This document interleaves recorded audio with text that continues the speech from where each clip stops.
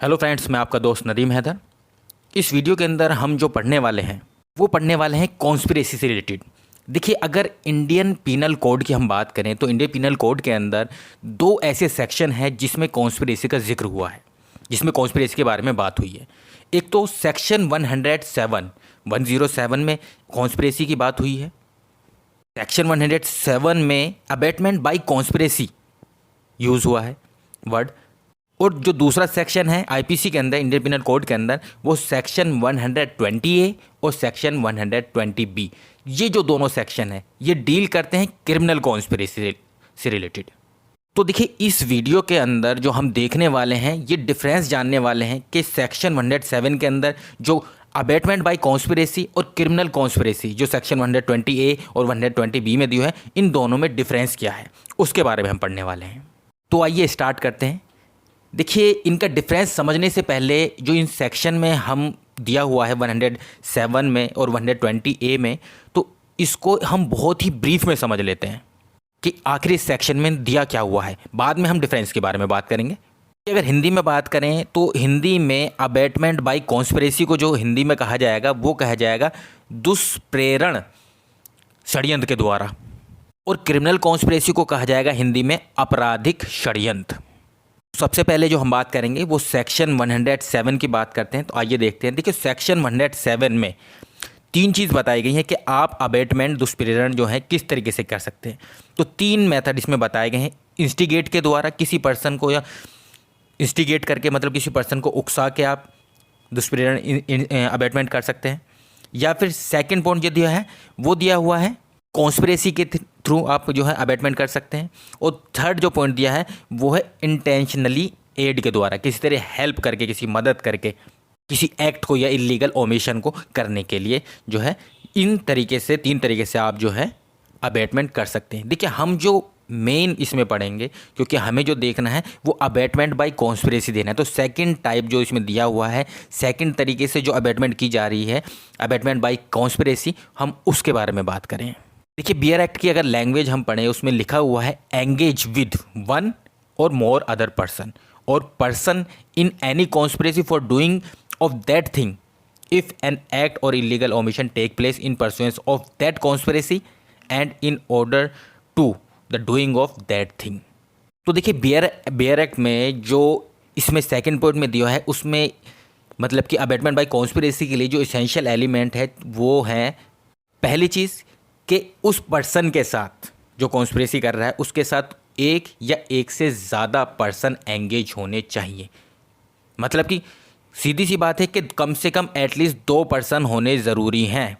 दो या दो से ज़्यादा अगर पर्सन आपस में कॉन्स्पिरेसी करते हैं अबेट करने के लिए, पहला एसेंशियल एलिमेंट हो गया क्या कि दो या दो से ज़्यादा पर्सन होने चाहिए।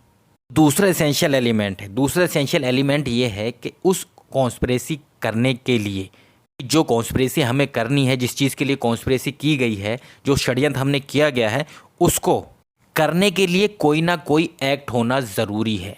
तो एक्ट होना चाहिए या फिर कोई इलीगल ओमिशन। इलीगल ओमिशन को अगर मैं आपको समझाऊं, इलीगल ओमिशन का मतलब है कि कोई चीज़ आपको करनी चाहिए थी पर आपने नहीं की। एग्जाम्पल के तौर पे अगर बात करें, पुलिस वाले की ये ड्यूटी है, अगर कोई पर्सन ऑफेंस कर रहा है, कुछ ऐसा कार्य कर रहा है, तो वो उसको रोके। पर अगर पुलिस वाला वो अपना जो उसका कार्य है, जो उसकी ड्यूटी है वो नहीं कर रहा है, उसके सामने ही वो ऑफेंस हो रहा है, वो देख रहा है, तो ये क्या हुआ, इलीगल ओमिशन हुआ। दो एसेंशियल एलिमेंट क्या हैं अबेटमेंट बाय कॉन्स्पिरेसी के लिए? पहला चीज़, दो या दो से ज़्यादा पर्सन होने चाहिए। दूसरा पॉइंट है, दूसरा एसेंशियल एलिमेंट है कि जो कॉन्स्पिरेसी की गई, जो षड्यंत्र किया गया है, उसको पूरा करने के लिए या उसके लिए जो है मतलब कोई भी एक स्टेप, मतलब कि कोई एक्ट या कोई इलीगल ओमिशन जो है होना ज़रूरी है। एग्जाम्पल के तौर पे अगर बात करें, सपोज़ करिए ए बी ने आपस में मिलकर कॉन्स्पिरेसी करी, वो सी को जाके अबेट करेंगे कि सी है वो डी का मर्डर कर दे जाके। अब इसमें क्या करता है, इस केस में जो बी है वो एक चाकू लेके आता है और परचेज़ करता है चाकू। तो जैसे ही उसने वो चाकू परचेज़ करा, वो नाइफ़ जो है परचेज़ करा, तो ये एक एक्ट हो गया, क्योंकि ये जो कदम उठाया जा रहा है ये उस कॉन्स्पिरेसी को करने के लिए उठाया जा रहा है। तो ये क्या है, ये है अबेटमेंट बाय कॉन्स्पिरेसी। अब ब्रीफ में जान लेते हैं सेक्शन 120A जो कि क्रिमिनल कॉन्स्पिरेसी के बारे में बात कर रहा है।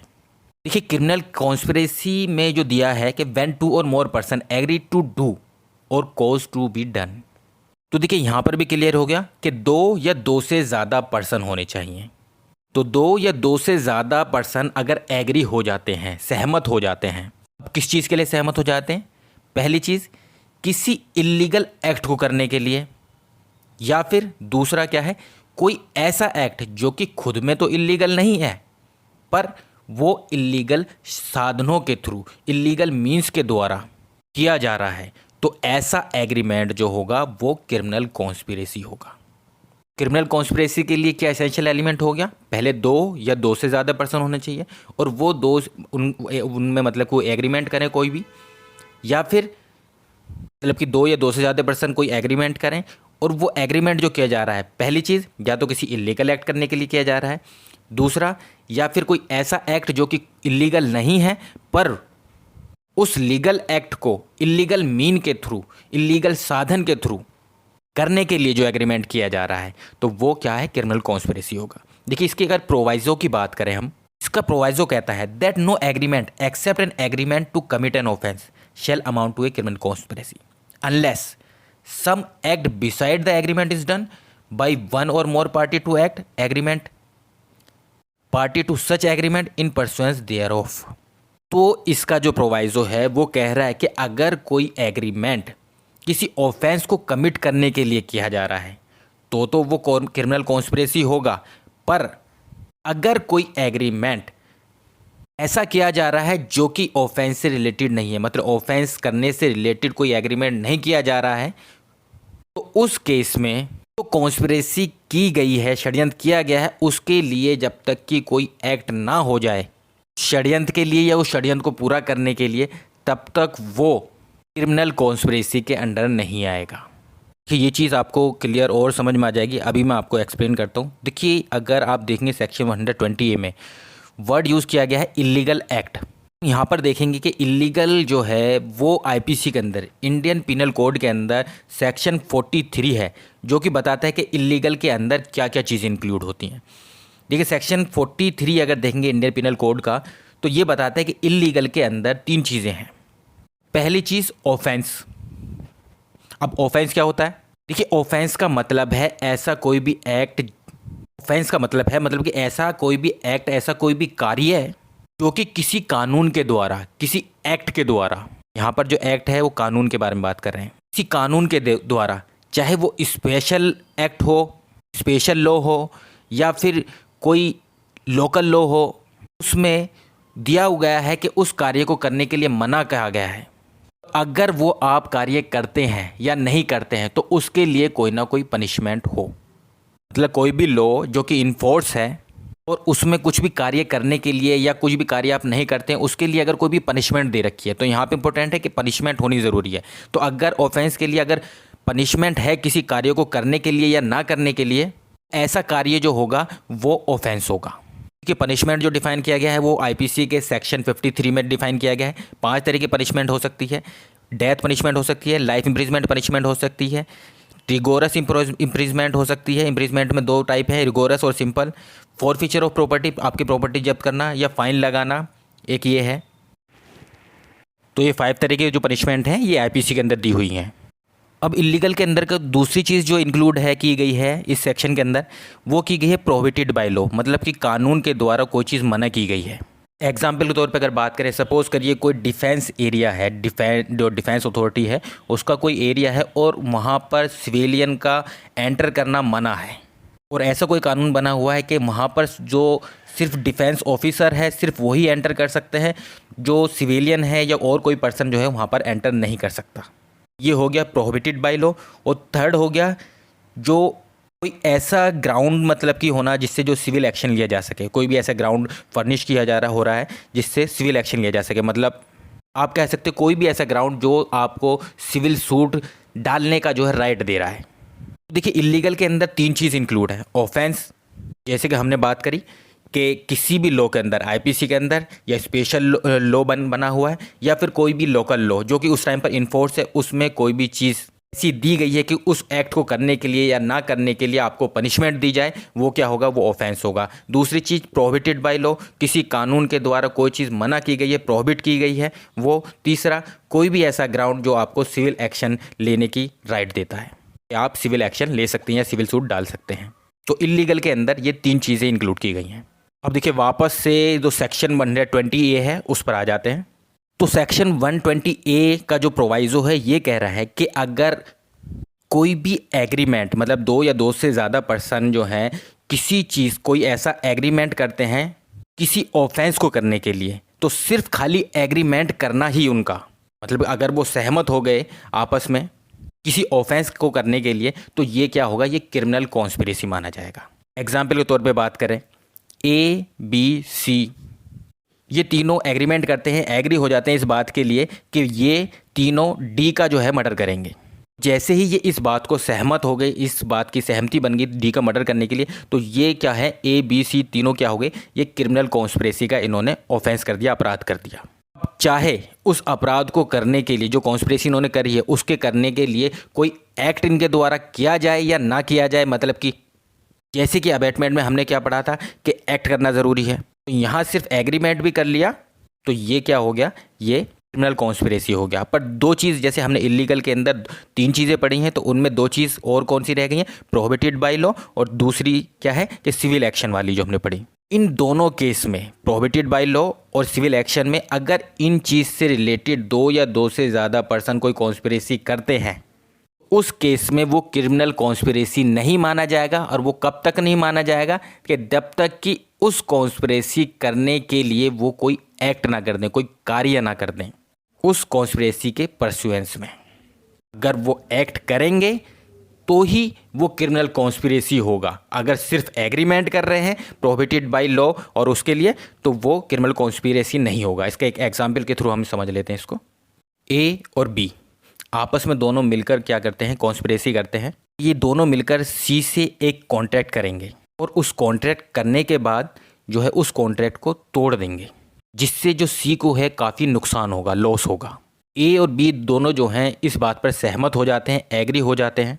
उनका सिर्फ एग्री होना ही जो है उन्हें क्रिमिनल कॉन्स्पिरेसी का, आपराधिक षड्यंत्र का जो है अपराधी नहीं बना देगा, जब तक कि वो कोई एक्ट ना करें उस कॉन्स्पिरेसी को करने के लिए या पूरा करने के लिए।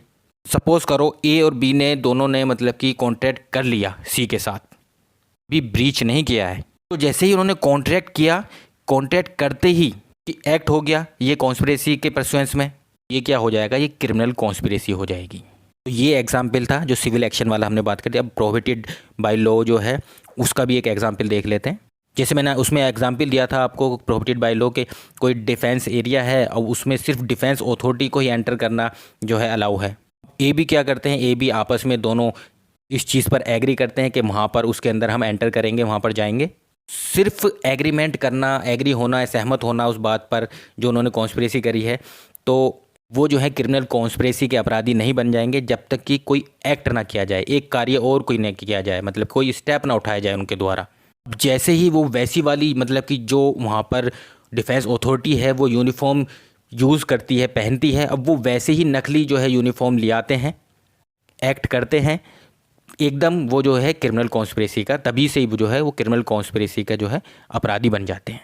देखिए सेक्शन 120A में हमने बात करी थी कि कोई ऐसा एक्ट जो इलीगल एक्ट हो, ऐसा करने के लिए कोई भी एग्री हो रहे हैं 2 या 2 से ज़्यादा पर्सन। दूसरे पॉइंट की जो हमने बात करी थी वो करी थी कि कोई भी ऐसा एक्ट जो कि लीगल है, वैसे तो इलीगल नहीं है वो एक्ट, पर उसे इलीगल मीन के थ्रू किया जा रहा है, इलीगल साधनों के थ्रू किया जा रहा है। इसका एग्जाम्पल और समझ लेते हैं ताकि आपको ये क्लियर समझ में आ जाए। सपोज़ करिए कि ए बी जो है 2 पर्सन हैं।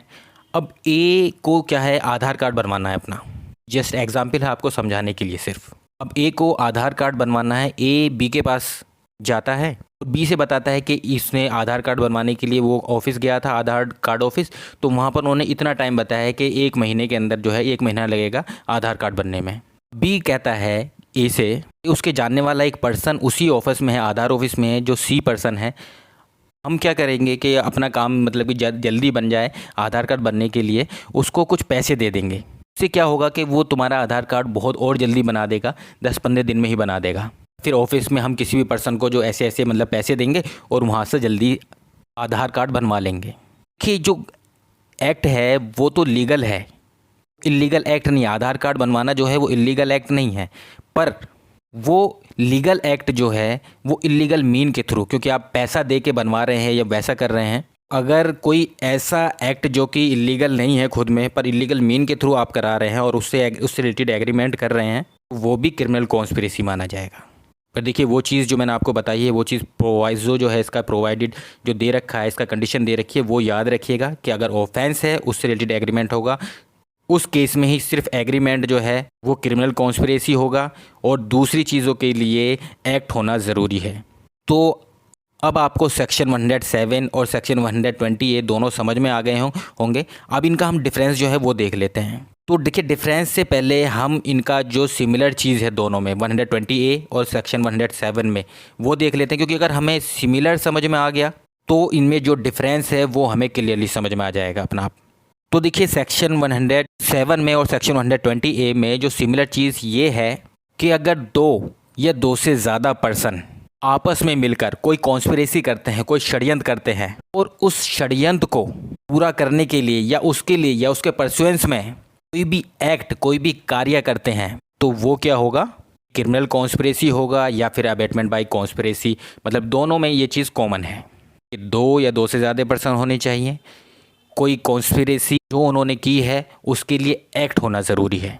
अब दोनों के अंदर जो डिफरेंस है वो सिर्फ इतना डिफरेंस है कि जो कॉन्स्पिरेसी की जा रही है अगर वो ऑफेंस से रिलेटेड है तो सिर्फ एग्रीमेंट करना ही, उस पर सहमत होना ही जो है वो क्रिमिनल कॉन्स्पिरेसी होगा। अबेटमेंट बाय कॉन्स्पिरेसी नहीं होगा जब तक कि कोई एक्ट ना हो जाए। देखिए इससे रिलेटेड मैं एक चीज़ आपको और इम्पोर्टेंट बताता हूँ, जिसको सुनकर जो आपका जो मतलब कि जो इनके दोनों में डिफरेंस है वो एकदम क्लियर हो जाएगा कि क्या डिफरेंस है। कि जो सेक्शन 120A और सेक्शन 120B है, ये दोनों सेक्शन जो इंक्लूड किए गए हैं आईपीसी के अंदर, जो ऐड किए गए हैं वो 1913 में, मतलब 1913 में ये ऐड किए गए हैं। 1913 से पहले क्या था, 1913 से पहले सिर्फ कॉन्स्पिरेसी के लिए अगर प्रोविज़न था तो वो सेक्शन 107 में था, अबेटमेंट थ्रू कॉन्स्पिरेसी। पर 1913 के बाद सेक्शन 120A और 120B है जो क्रिमिनल कॉन्स्पिरेसी से रिलेटेड है, ये दोनों इन्वॉल्व किए गए। देखिए इसका रीज़न क्या था इस सेक्शन को इंक्लूड करने का, ऐड करने का, कि इसका जो रीज़न था, ये रीज़न था कि जब अगर 1913 की बात करें तो 1913 में इंडिया के अंदर ब्रिटिश राज था, ब्रिटिश शासन चलता था। अब उस टाइम पर क्या होता था, जो क्रांतिकारी होते थे वो अंग्रेज़ों की जो ब्रिटिश के खिलाफ जो है कोई षड्यंत्र करते थे, कोई कॉन्स्पिरेसी रचते थे, तो जब तक वो कोई एक्ट नहीं कर देते थे उस कॉन्स्पिरेसी के परसुएंस में, तब तक जो ब्रिटिशर थे उनको पकड़ नहीं पाते थे। क्योंकि उनको पकड़ लेते थे, अगर लेके जाते थे उनको कोर्ट में, तो होता क्या था, उन पर कोई क्राइम ही नहीं बनता था और वो छूट जाया करते थे। तो इस वजह से 1913 के अंदर जो है ब्रिटिश सरकार ने, ब्रिटिश गवर्नमेंट ने इस प्रोविज़न को, सेक्शन 120A और 120B को जो है इंक्लूड किया आईपीसी के अंदर, कि अगर कोई पर्सन कोई ऑफेंस से रिलेटेड अगर सिर्फ खाली एग्रीमेंट भी कर रहा है, उसके परसुएंस में, उस कॉन्स्पिरेसी के परसुएंस में कोई मतलब कि एक्ट नहीं कर रहा है, तब भी उस पर्सन को वो पकड़ पाते थे और उसको सज़ा दे पाते थे। तो आई थिंक आपको जो इसमें डिफरेंस है वो क्लियर समझ में आ गया होगा। ये जो सेक्शन 120A है और सेक्शन 107 है वो सिमिलर है, एक जैसा ही है बिल्कुल। बस जो सेक्शन 120A है उसके अंदर ये चीज़ एक्स्ट्रा है कि अगर ऑफेंस से रिलेटेड कोई एग्रीमेंट भी कर रहा है, कोई एग्री भी हो रहा है, कोई सहमत भी हो रहा है पर्सन, अगर कोई दो या दो से ज़्यादा पर्सन मिलकर आपस में कोई कॉन्स्पिरेसी करते हैं किसी ऑफेंस के लिए और वो सहमत हो जाते हैं उसके लिए, तो बस इतना करना भी उनको अपराधी बना देता था। इतना करना भी जो है अपराध है ये। और अबेटमेंट में क्या है, अबेटमेंट में ये है कि अगर आपने कॉन्स्पिरेसी करी है तो सिर्फ सहमत होने से ही, एग्रीमेंट होने से ही मतलब कि आपको पनिशमेंट नहीं मिलेगी जब तक कि आप कोई एक्ट ना कर दो उस कॉन्स्पिरेसी के परसुएंस में। तो आई थिंक आपको क्लियर हो गया होगा कि दोनों में डिफरेंस क्या है। Thank you very much.